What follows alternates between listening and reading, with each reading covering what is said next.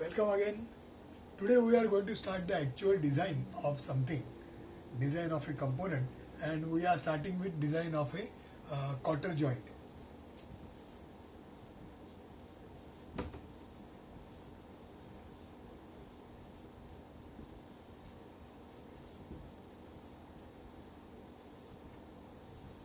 Now all of you know what is a quarter joint. Quarter joint is something where the two rods which are coming from two sides, and let us say you want to tie these two rods just like you are tying a knot of two ropes. So when you want to extend the ropes so that you can apply tension on that rope, so at that time you want the two ropes to be connected to form single rope. So at that time we tie one knot there. So something similar, if you want to do it with the help of a metal rod, then how can you tie a knot of two rods? So here what is done is the ends of the rods, they are modified. So what is done, one end of the rod is provided a cavity like this, and the other end of the rod, the other rod, the end of the other rod is put inside this cavity of the first rod. Now once this is done, then between the two, say something like this, between the two a quarter is passed. So what I am showing as a pen is something which is a quarter pin. So that quarter pin is a common element which is passing through the socket. This is called a socket end, and this is a spigot end. So through the socket and spigot, a quarter is passed, and and as a result a joint is formed. So this joint is called as a quarter joint. Now while this joint is formed, what is done is the quarter which is present here, this quarter you have to hammer with the help of some hammer. You have to just push it down with force, so that the gap, which is the slot which is provided, this slot is not a parallel slot, it is a taper slot. So as a result what happens, this quarter when it moves down, it is creating something called as a wedge effect. So because of the wedge effect, what happens, as it goes down through the taper slot, it is pulling the two rods together, and as a result the joint is formed. So this is the basic, you can say, function or the working of a quarter joint. So let us now draw the figure, and then we will be able to see how it is designed.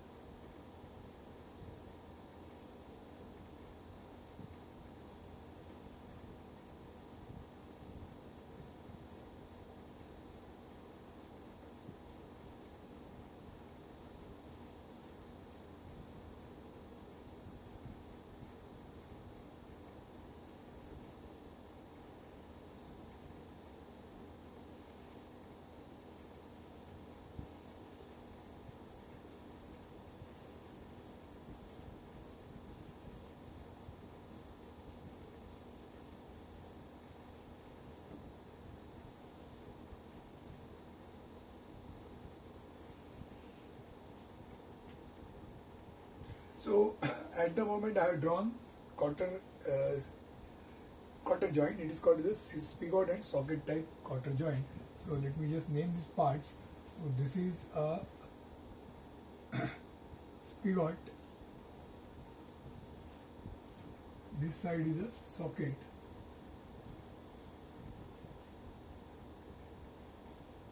and this is quarter. So these are the three parts which are involved here, and then there are various dimensions which we will mention one by one. So starting with, let's say, these sizes, they are T1,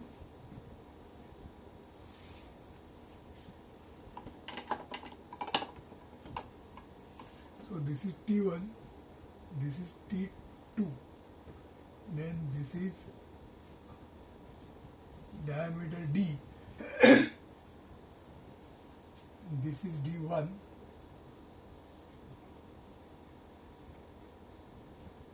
then there is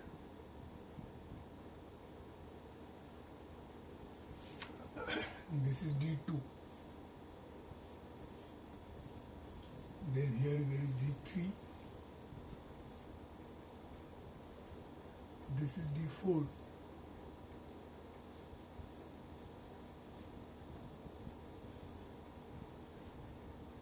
then there is this length L,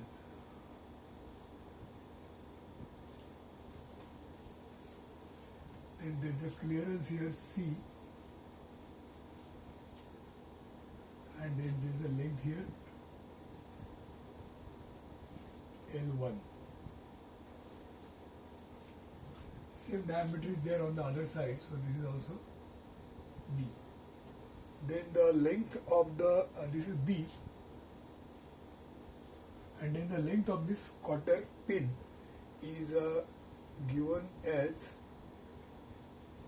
let's say, capital L. So I'll just show it like this. From here to here it is capital L. So now these are all the different dimensions which are shown. There is one more thing, there is a thickness. This quarter pin has got a thickness which is shown maybe here like this as thickness T. So now you will find that this entire figure, this is assembly of three parts, and this entire figure is given all the dimensions that are involved. Only thing is they are right now in the form of letters, and we are supposed to find these dimensions. For example, this rod is of diameter D. So as a part of design, when you design it, we are going to find out what is this size D going to be. So similarly, how much is D1 going to be, D2, D3, D4, T1, T2, L, L1. So all the different dimensions that are shown, all these dimensions we are going to find them out as to how much they are supposed to be. And while doing this, what we are going to do is we are going to do the design of this. That means we are going to bring into picture the stresses, the loads that are acting, and bringing into picture these two things, we are going to decide what are the different dimensions. So as we have already seen last time, let me first, before we start, let me first recollect what we have done last time. So suppose you just take a simple case of a rod like this. So there is a rod like this, and now this rod,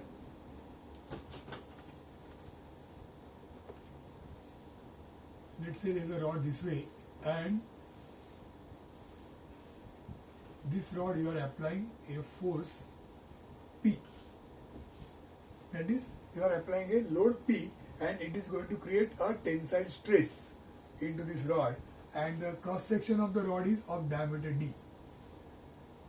So our job is to find out what is the diameter of the rod when you are applying a load of P under the condition that it is made up of a particular material whose stress is maybe given to you. So in this case you can say that Ft design is equal to something which is given to you. This is a material property of the rod which is made here. So stress is this much, design stress, tensile type. Then you are given load P equal to so and so which is applied, and then you are asked to find out what is the diameter. So you can see this is a simple example of a typical design problem. So design the rod. stress is given and the load is given. Now what do we do here? We write the design equation which says that stress is equal to load upon area. So like last time, if you recollect, we have already seen that any design is done by making use of a design equation, and this is the simplest form of any design equation, stress equal to load upon area. So the whole thing is based on just this simple equation. So let us apply this here. Stress, now in this case the stress is tensile stress and that is given. So FT design is the tensile stress that is given to us, and then load is P, which is also given to us, and then divide by area. So area in this case is pi d square by 4 because the diameter is d. So this becomes the equation which we have written for our case. Now after you do this, you will find the stress is given, load is given, and you can easily find out what is going to be the diameter. And once you decide the diameter, that means if you make a rod of this diameter and of this material, and if you apply a load P, then it will develop a stress this much, which is the property of this material, and it is capable of taking this stress. Now having done this, now let us see in our case, having understood this exercise, this typical exercise, if you understand, I just put it in the box like this. So this is a very, very typical exercise which you should know like a formula. So whatever work we are going to do in future, that is going to base on something like this. So there will be a situation, a part is subjected to some load, and because of that there is some area which is resisting this load, and there is a particular type of stress developed. So here this is a resisting area. This is area is a resisting area. That means this area is resisting this load, and as a result there is this type of stress that is developed or induced. Okay. So now for our case, we are given some more data. I'll just write that also. So here, right now we are just drawn a quarter joint. Now to this quarter joint here, I am going to apply a load P. A load P is applied on both sides. So once you apply a load like this, now it is similar to this situation. Here we have designed this rod. Now here you have to design this whole assembly. And here we have found out diameter D. Here you have to find out all the different dimensions that are shown. And while finding out these dimensions, you have to find out what is the kind of stress developed, and what is the load applied, and what is the area involved which is resisting this stress in each case.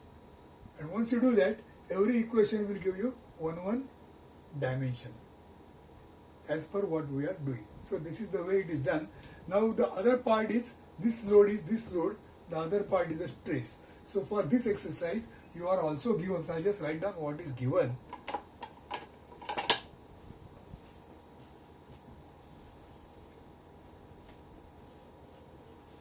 So for this exercise you are given P is equal to something. I'll just take this value as, let's say, 40 kilonewtons,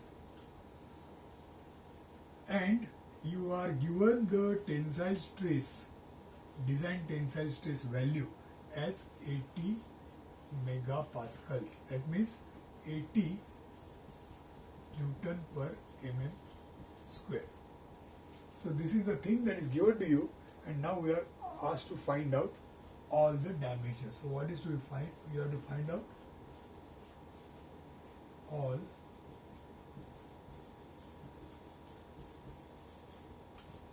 all the dimensions that are shown here. Those dimensions you have to find out. So this, you can even write this as your practical number 1. So practical number 1 is consisting of a design of quarter joint. This is the question, the data given, and you have to find out all the dimensions by way of workout, which we are right now going to do here. And once you get these dimensions, then you will be able to draw this figure. So as a part of practical, one is you have to write all the calculations, and after that whatever dimensions you get, those dimensions, using those dimensions, you have to draw the detailed drawing of spigot, detailed drawing of quarter, detailed drawing of socket, and detailed drawing of quarter. So all these 3 parts, you have to draw these 3 parts separate as their detailed drawings with the dimensions which you have found out by calculations.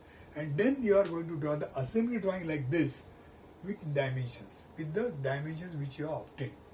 So you are going to draw this assembly twice. Once you are drawing it like this at the start of the exercise where you don't know the dimensions, but you have just drawn a sketch, and in this sketch you have just shown the unknown dimensions, the dimensions which are not known. After that we do the calculations, and after the calculations, once we design all these dimensions, then we draw, I'm just repeating, then we draw the three parts with their detailed drawings and their assembly drawing with the dimensions. That is how the entire exercise is going to be. So now we will go further ahead and start working on designing of 1 and 2 and 3. Three parts we are going to design by making use of something which we have learnt here. So just make a note of this and we will move on to the next part.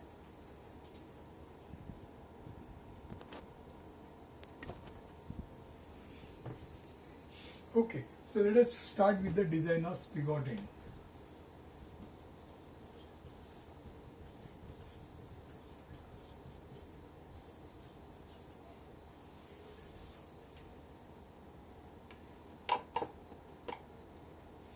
So this is a spigot end, one of the three parts. Let us start with this. Now if you see this part how it is made up of, you will see it has got a diameter D here, then there is a collar of diameter D2 of thickness T1, then the rest of the diameter is D1, and to this diameter here there is a taper slot. The width of the slot is something B plus some clearance, and then it has got a thickness which is shown here like this T. So that is how this part is made up of. So that means for designing this spigot, we have to find out how much is D, how much is D2, how much is D1, how much is L, and how much is this thickness, and how much is B. Okay, so now let us start with this. How do you decide what is the dimension D?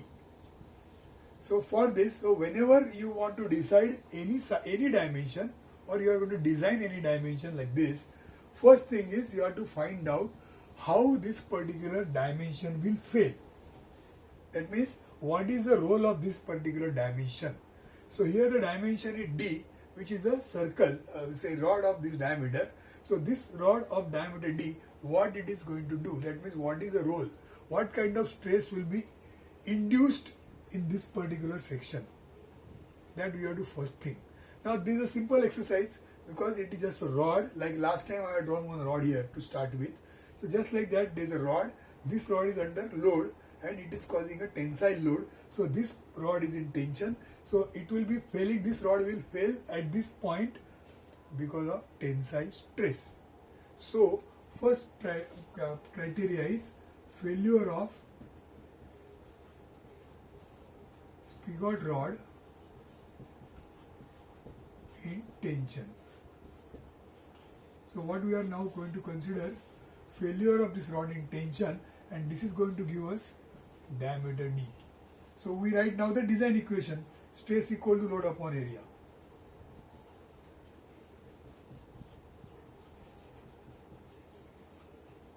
So in this case, stress is already given to us, Ft design, and that is equal to load, which is also given, and now the area is, now what is the area?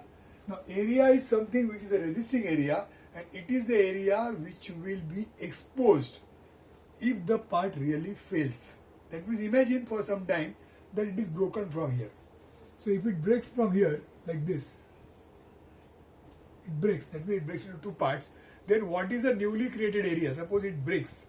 So let's say suppose it is a rod like this, and when you break it, so the surface is the newly created area. So that was the area which was resisting this breakage, but it has given up. So in this case, I'll draw here a sketch of the resisting area, which is this, of diameter D. Correct? Area of diameter D is the one which is going to fail, which is resisting this from happening, and therefore how much is this area? It is pi d square by 4. So this becomes the design equation, and in this equation you will find this is already known, load is also known, you don't know D, so you can find out D equal to how much? How much is D? So that is the size of the diameter which you are supposed to apply here. You make this dimension equal to this. Now, when you actually do this exercise, what will happen is this value will come in, maybe it can come in some decimals. It might come is, let's say, 16.25 or whatever. So in this case, what we do is we are going to change this dimension, we are going to increase this dimension to the nearest even number. So I'll write here increase to